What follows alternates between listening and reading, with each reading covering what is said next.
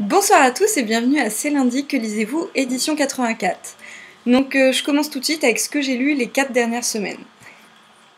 Et là je me rends compte que ma pile n'est pas du tout dans le bon sens. Et voilà, ça commence bien. Ok, hop. Non, parce qu'en plus c'est une sacrée pile vu que c'est une vidéo depuis 4 semaines. Donc, Alors, je vous ai laissé, j'étais en train de lire Spark, le tome 2 après Glow. Donc je reste sur mon impression que l'histoire n'a pas beaucoup évolué. Désolée. Donc je reste sur mon impression que l'histoire n'a pas beaucoup évolué, que je trouve que l'intrigue avance beaucoup. Ça va être compliqué. En fait j'ai Moody qui est juste à côté de moi et c'est très dur d'avoir quelqu'un à 1 mètre de soi en fait. Voilà, du coup elle s'est en allée, merci. Donc je disais, je recommence, on va y arriver.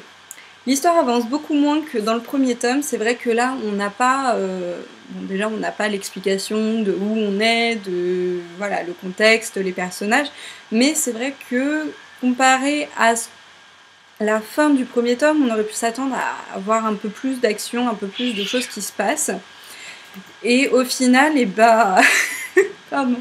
Et ben en fait, pas beaucoup. Parce que c'est vraiment vers la fin du livre, je trouve, qu'il se passe plus de choses.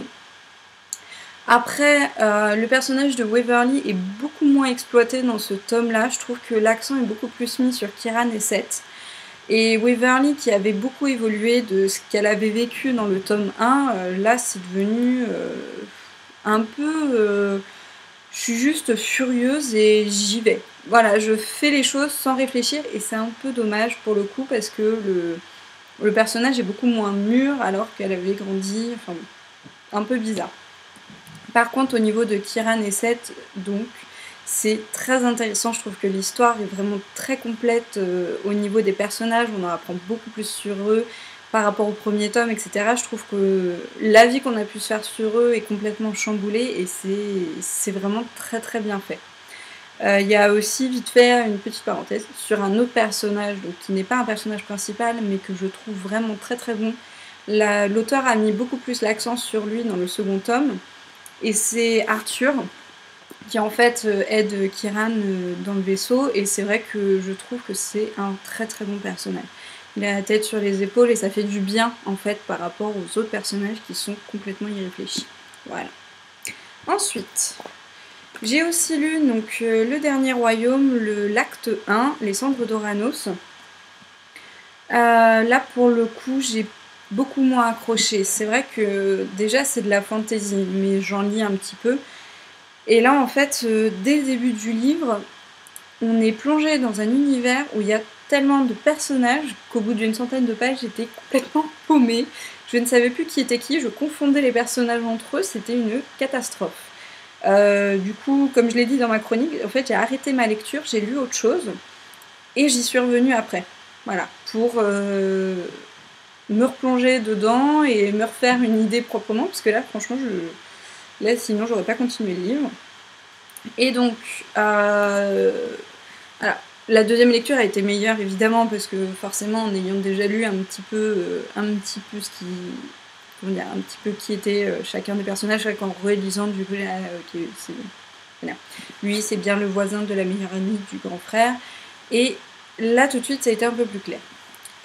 Après, au niveau de l'histoire, j'ai bien aimé au niveau des paysages, merde, pardon, du lieu où en fait se déroule l'action. C'est vrai qu'il y a 3 royaumes qui sont très différents, chacun représente aussi une partie des personnages. C'est vrai que ça, j'ai trouvé que le monde créé par l'auteur était très bien fait. Après, j'ai pas vraiment accroché à l'histoire, j'ai trouvé que il y avait quelques bonnes parties, comme les explications des origines en fait de certaines déesses. Voilà, il y a des choses très intéressantes, mais en général, c'est vrai que je suis pas vraiment rentrée dans l'histoire, je me suis un peu ennuyée. Voilà. Ensuite, j'ai lu Le Prince d'été, donc j'avais en plus dans ma PL depuis des lustres. Alors, j'ai beaucoup aimé le concept. C'est-à-dire que, pour l'histoire, rapidement, ce sont les femmes qui dirigent la ville, donc de Palmarès Stress, voilà. Et c'est vrai que je trouve que c'est une vision assez originale des choses. Les hommes sont beaucoup moins importants dans la vie quotidienne, voilà. Ils sont là parce qu'il faut qu'ils soient là, mais sinon ils seraient pas là. Et sinon, je trouve que par contre j'ai eu du mal oh là là, j'ai aussi beaucoup de mal à parler. J'ai beaucoup eu de mal à rentrer dans l'histoire. C'est vrai que en fait, je l'ai survolé sans vraiment y rentrer, sans m'attacher à un des personnages principaux, d'où le fait que je sois pas vraiment rentrée dans l'histoire. Et c'est vrai que je sais que l'histoire est touchante, mais j'ai pas été touchée. Voilà, c'est un peu paradoxal, mais voilà, ma lecture a été comme ça. C'est vrai que du coup, j'ai trouvé qu'il y avait un très bon concept, il y avait de très bonnes choses, mais en plus, par moments, l'auteur me perdait, c'est-à-dire que je ne comprenais pas ce qu'elle décrivait. Donc il y a certains éléments dans la ville que j'avais du mal à me représenter, il y a même des personnages sur le coup, non. Mais du coup, je trouve que le livre est pas mauvais, mais moi personnellement, je suis pas rentrée dedans. Après, la couverture prend tout son sens au fil de la lecture et je trouve que c'est tout un symbole. Quand on le regarde comme ça, on se dit juste qu'elle est très belle. Et en fait, dans le livre, dans l'histoire, c'est quelque chose de très important. Voilà. Ensuite, dis donc de lecture.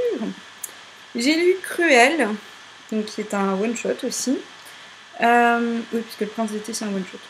Donc Cruel, one-shot, du même auteur en fait que Confusion, que j'ai lu il n'y a pas hyper longtemps. Et en fait, je trouve que c'est vraiment... C'est-à-dire qu'en fait, en sortant de Confusion, j'étais confuse. Il n'y a pas d'autre mot. Et en fait, je reconnais totalement la plume de l'auteur dans Cruel. Il y a quelque chose de très sombre. On ne sait pas forcément où elle veut aller au début, voire même au milieu et vers la fin. Il y a quand même une finalité, je vous rassure. Mais donc le thème abordé, comme dans Confusion, est un thème réel. C'est quelque chose qui peut arriver dans la vie de tous les jours. Mais c'est abordé d'une façon très très sombre et je trouve que ça donne un peu à réfléchir. C'est vrai que je saurais même pas dire si j'ai vraiment aimé ou pas.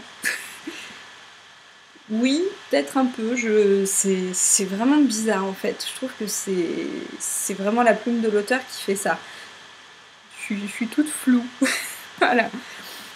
Donc l'histoire en elle-même est vraiment bien traitée. Les personnages,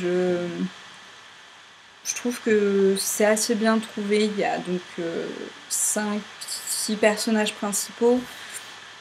Chacun est très différent, chacun très utile à l'histoire. Et voilà, je trouve que par contre il y avait quelques longueurs, c'est-à-dire que donc en fait on a la vie de l'héroïne actuellement.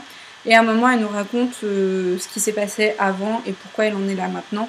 Et en fait, je trouve que déjà dans ce qu'elle raconte, on a envie d'avoir la finalité, on a envie de savoir le pourquoi du comment. Et c'est vrai que ça, je trouve que c'est un petit peu mou du genou. Ça aurait pu être un petit peu plus rapide. Et dans l'histoire en général, un petit peu aussi.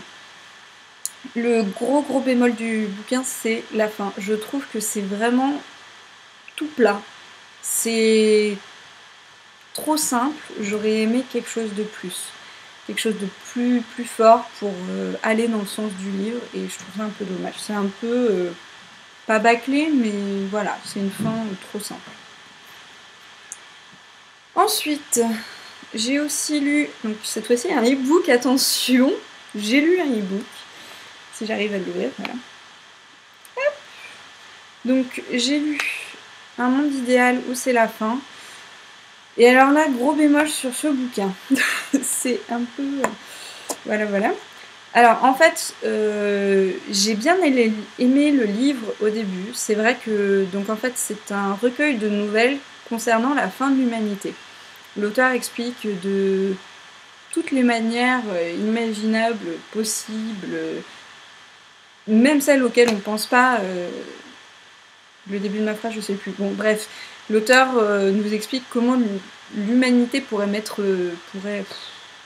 Oh là là, c'est dur, hein. C'est très très dur ce soir. Donc, l'auteur explique, dit... c'est pas possible.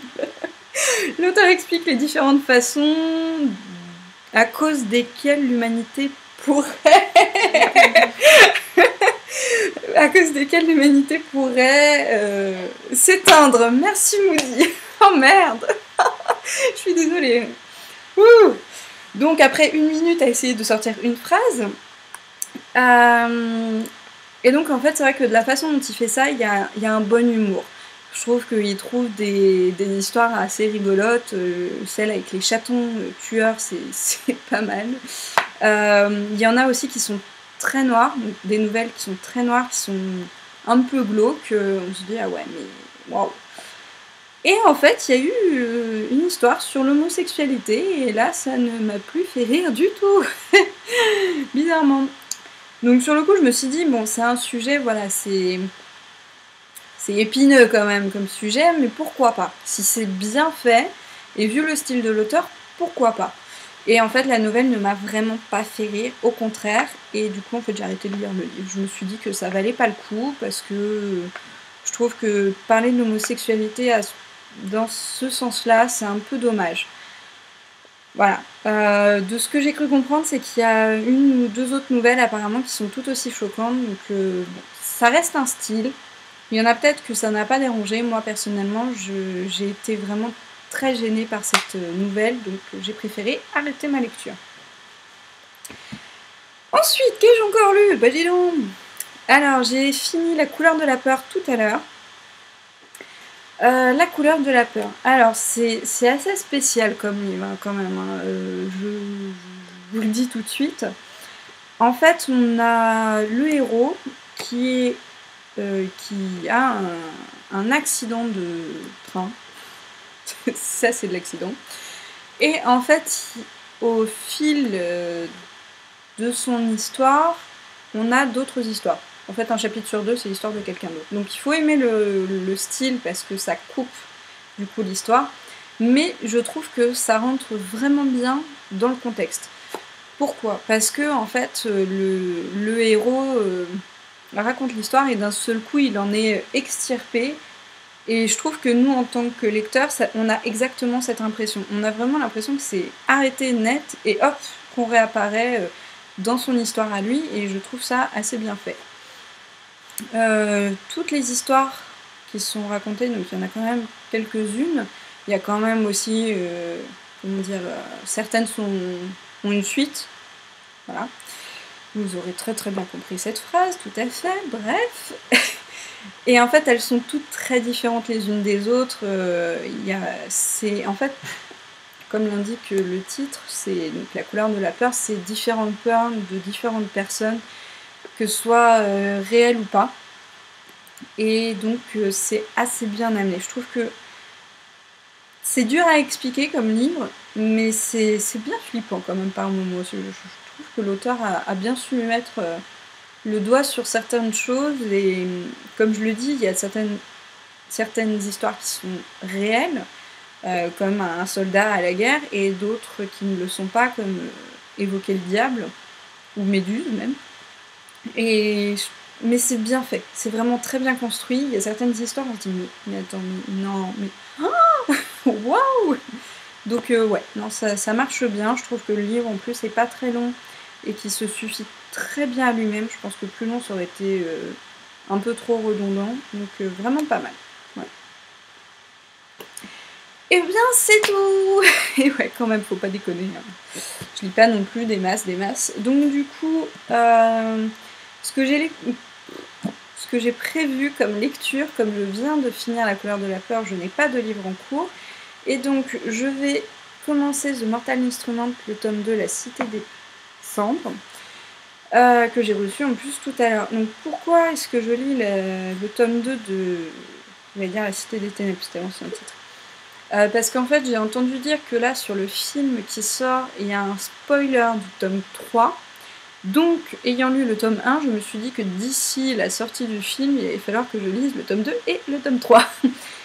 Voilà, 1100 pages, c'est faisable, hein, c'est tout à fait faisable. Mais en plus, non, j'avais envie de lire la suite depuis que j'avais lu le tome 1. C'est vrai que, ayant d'autres choses à lire entre-temps, ça n'avait pas été fait tout de suite, et là du coup je me suis dit c'est l'occasion. Allons-y, allons-y. J'ai réussi à la caser. Allez, sur ce, bah, c'est tout. Donc je vais vous souhaiter à tous et à toutes une très bonne soirée, une très bonne semaine avec de bonnes lectures, et je vous dis à un lundi prochain, je ne sais pas lequel. Salut à tous!